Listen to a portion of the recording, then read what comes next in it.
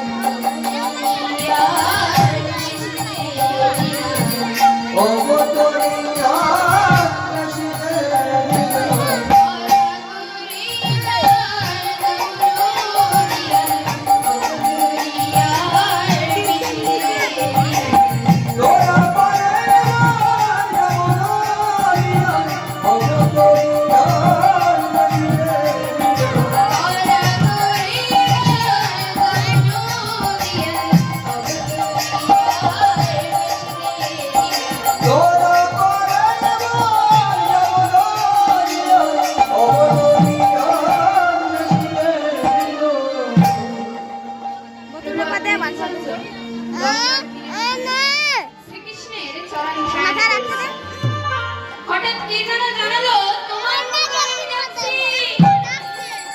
তার প্রমাণ এই তুলসী পত্র। প্রভুর ফেরত দেওয়া তুলসী পত্র পেয়ে অদ্বৈতাচার্যের অগাধ আনন্দ। তাই তিনি চলেছেন মায়াপুরে। তিনি জানেন বৃন্দাবনের যশোদা কলিযুগের নবদ্বীপ করে তাকে তুলসী পত্র দিতে হবে। তার গর্ভে জন্ম নেবেন স্বয়ং।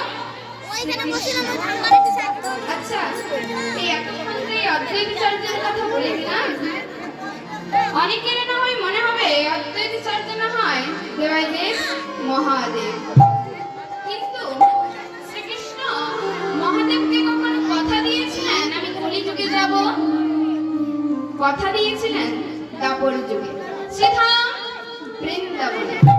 শ্রীধাম বৃন্দাবনের সর্বশ্রেষ্ঠ, সর্বসম্পূর্ণ এবং সর্বশেষ লীলা হলো শ্রী শ্রী রাসলীলা।